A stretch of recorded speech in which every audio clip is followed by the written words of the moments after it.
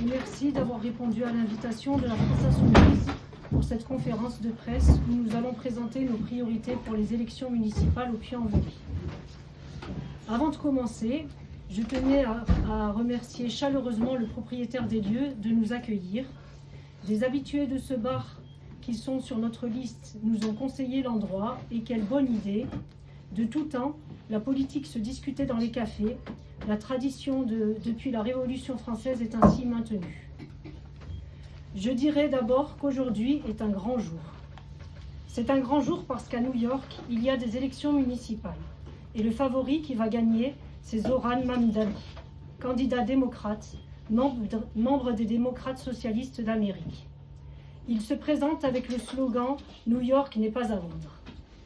Comme nous, il veut pour les habitants des services publics gratuits et aussi accessibles à tous. Il veut une politique de logement qui échappe aux appétits financiers. Il veut une réelle égalité entre tous les citoyens, surtout les moins fortunés et les plus exploités. Et comme nous, il s'exprime et agit en solidarité avec le peuple palestinien victime d'un génocide. Il se prononce pour la paix. Cette magnifique victoire nous donne de la force pour poursuivre la bataille, pour tout changer au Puy-en-Velay comme à l'échelle nationale, car nous sommes confrontés aux mêmes dirigeants qui ne prennent leurs décisions qu'en faveur de la guerre et des ultra-riches.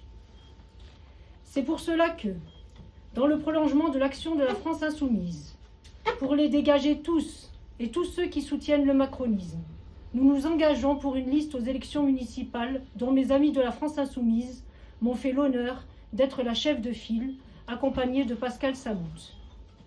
Nous sommes légitimes pour ce travail. Il faut rappeler qu'aux élections présidentielles, Jean-Luc Mélenchon est arrivé premier avec plus de 26% de voix.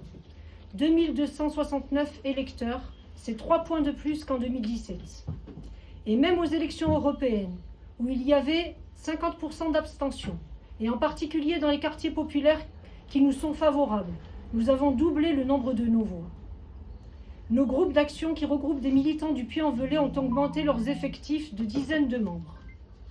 Nous réalisons des porte-à-porte réguliers pour expliquer nos actions politiques à l'Assemblée nationale, pour inviter à l'inscription sur les listes électorales et également pour dialoguer avec nos concitoyens.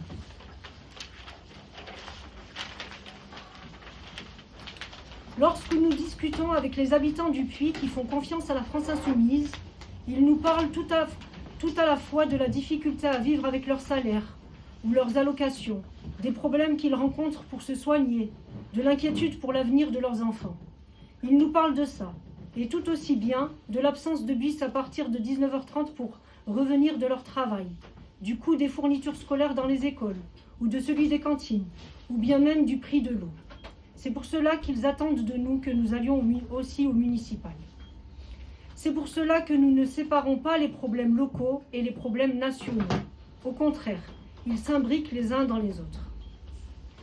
Notre première bataille municipale, au Puy comme ailleurs, c'est donc de tout faire pour mettre en échec le budget du gouvernement Lecornu.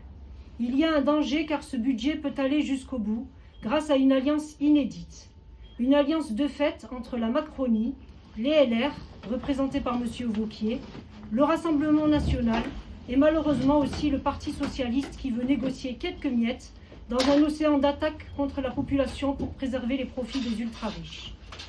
Et puis, le budget prévu par Lecornu aurait des conséquences directes au Puy, pour ceux qui nous disent que cela n'a rien à voir. Je ne veux pas vous parler de l'ensemble des mesures, mais vous savez bien, par exemple, que les suppressions d'emplois dans la fonction publique auront des conséquences sur nos écoles, collèges et lycées, comme l'an dernier, où 5 classes avaient été fermées au Puy. Pour l'hôpital, avec un budget en baisse, cela empirera également les choses, avec les urgences qui sont déjà engorgées à l'hôpital du Puy, avec les lits qui ferment. Mais cela impactera aussi les conditions de vie de nos concitoyens et l'économie de notre ville. Je vais vous prendre simplement 3 exemples. Le premier, c'est une mesure qui n'est pas très connue, c'est une taxe de 8% qui est prévue sur la participation employeur sur les titres restaurants. Pourtant, ces titres restaurants représentent des frais professionnels qui ne sont normalement pas soumis ni à l'impôt ni aux cotisations. Pour un salarié qui en bénéficie, cette taxe représente une perte de revenus de 100 € par an. Et quand on sait qu'il y a à peu près 3000 salariés qui travaillent tous les jours au puits et qui utilisent ces titres restaurants, ça vous fait un manque à gagner de 300 000 € sur notre seule ville qui ne seront dépensés ni dans les restaurants ni dans les commerces. Cette somme, c'est plus que le chiffre d'affaires annuel d'un restaurant. Ça veut dire que ce sont des commerces et des emplois qui sont directement menacés. Alors oui, il y a bien un lien entre le budget et notre économie locale. Deuxième exemple, il y a 5100 retraités au Puy-en-Velay. Si leur pension n'est pas revalorisée, la perte de pouvoir d'achat qu'ils subiront s'élèvera à 170 € par an si l'on compte une pension moyenne au Puy-en-Velay de 1 300 €. C'est ce que nous donnent les statistiques. C'est une somme conséquente. Et les retraités sont aussi touchés par les autres mauvais coups de ce budget. Le doublement des franchises médicales, la remise en cause des ALD ou les gels des bases d'imposition. Et si vous rapportez cette perte de pouvoir d'achat à la richesse de la ville, c'est un manque à gagner de 867 000 €. Encore un coût pour nos commerces de proximité. Troisième exemple, nous avons 914 familles monoparentales au Puy-en-Velay. Et plus de 90%, ça ne vous étonnera pas, sont des femmes. Si vous prenez pour une famille de 2 enfants, sur une année, entre le gel des allocations familiales et le gel de l'allocation de soutien familial, c'est un manque à gagner annuel de 82,50 €. C'est entre 1 ou 2 semaines de courses pour nourrir la famille. Voilà ce qu'est, à travers ces 3 exemples, le budget que nous combattons. Et lorsqu'on sait qu'au Puy, il y a 21% de taux de pauvreté, c'est-à-dire 6 points de plus que la moyenne nationale, toutes les mesures sont d'une violence inouïe. Alors nous sommes totalement dans la vie municipale quand nous nous opposons au budget Macron-Le Cornu, soutenu par Marine Le Pen, Laurent Wauquiez et Olivier Faure. Et au Puy aussi, nous sommes disposés à tout changer. Depuis 15 jours, nous avons fait circuler par nos réseaux un questionnaire. Il y a déjà plus de 100 réponses. Et que nous disent les habitants qui nous ont déjà répondu? Ils nous disent qu'il faut rendre la ville aux habitants. Il faut améliorer le quotidien de chacun plutôt que de se concentrer sur des dépenses pharaoniques. Bien entendu, lorsque nous aurons fait acte de candidature officiellement, nous vous donnerons l'ensemble de nos propositions qui s'inscrivent d'ailleurs dans les garanties programmatiques élaborées par la France Insoumise, mais d'ores et déjà, nous pouvons lever le voile sur quelques-unes des premières mesures qui ont été plébiscitées. Tout d'abord, il y a le transport public, avec la demande d'aller vers une gratuité, d'améliorer les fréquences, les lignes, les amplitudes. Cela ne nous étonne pas puisqu'au Puy, un foyer sur 4 n'a pas de véhicule. Et si l'on regarde les statistiques, il y a seulement 6% des habitants qui empruntent les transports en commun pour se rendre à leur travail. Ça veut dire que les choses ne sont pas au niveau où elles devraient être. Donc nous nous engageons effectivement sur ces priorités-là. La priorité à l'école publique nous est demandée également avec une gratuité réelle des fournitures, des cantines, avec une alimentation bien entendu bio et locale. Et c'est aussi, nous le ferons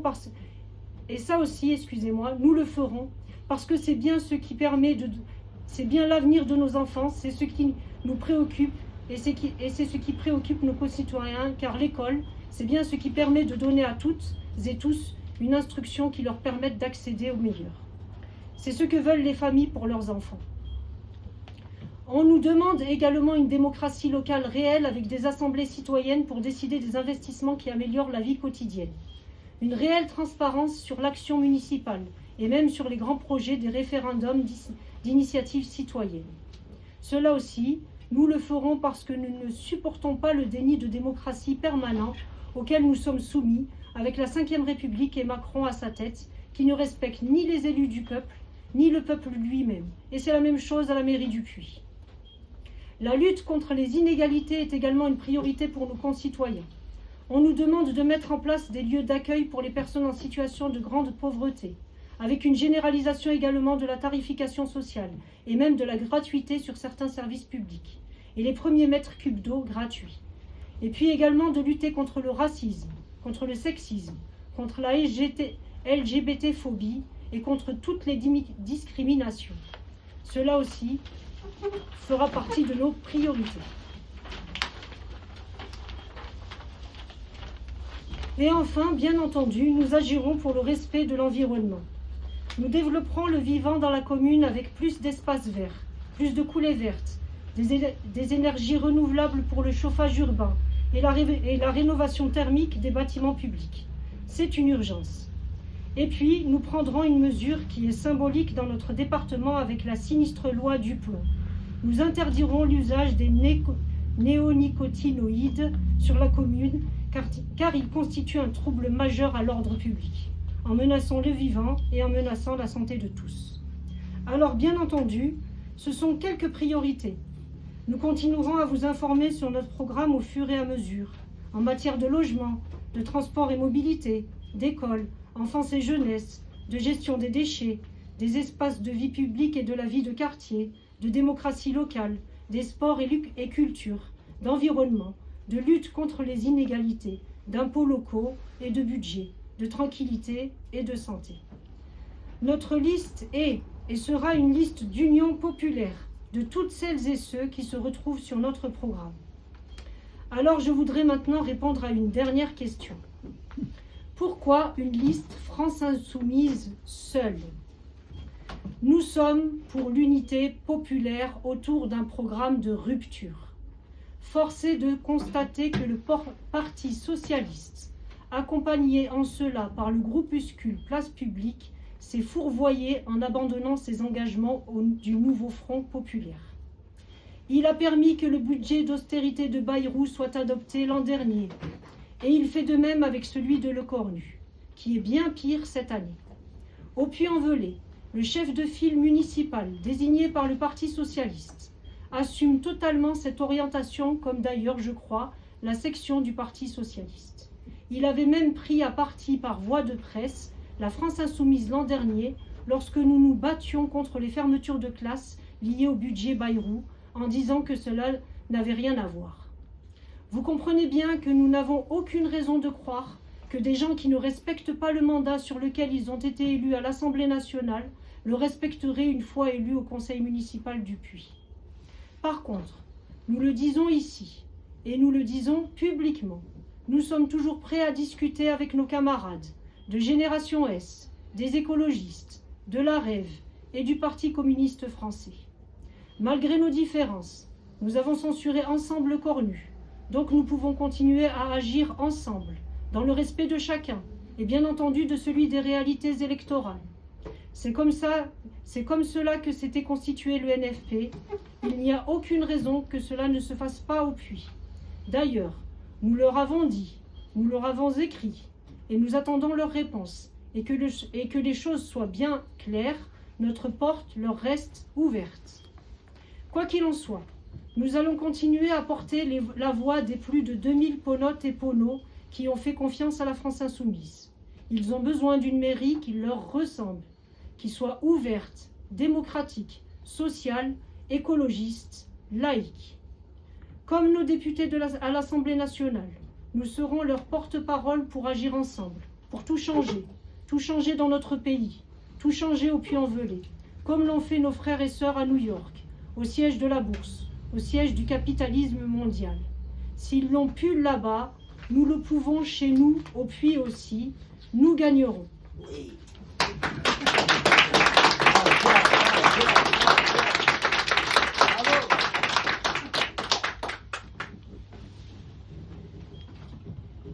On peut avoir des premiers éléments de présentation, Nadia.